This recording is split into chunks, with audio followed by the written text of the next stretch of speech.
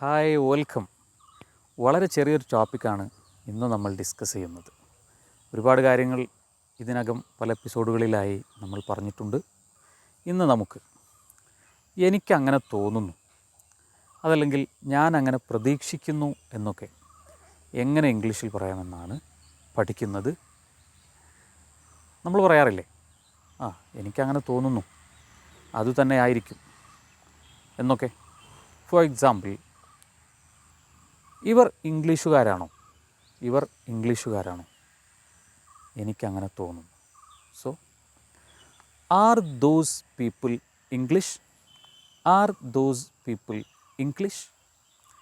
Yes, I think so.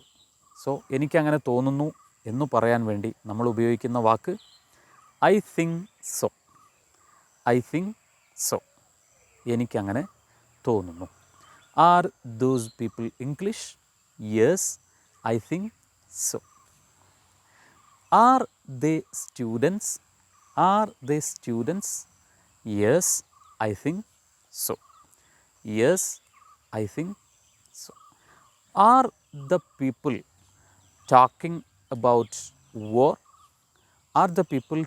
about war? Yes, I think so. They are seriously talking about war. അവർ യുദ്ധത്തെക്കുറിച്ച് വളരെ serious ആയി സംസാരിച്ചുകൊണ്ടിരിക്കുകയാണെന്ന് എനിക്ക് തോന്നുന്നു. So I think so.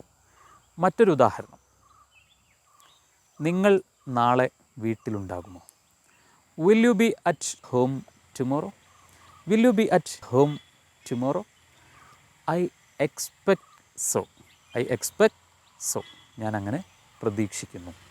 I expect so. So we are going to wind up here.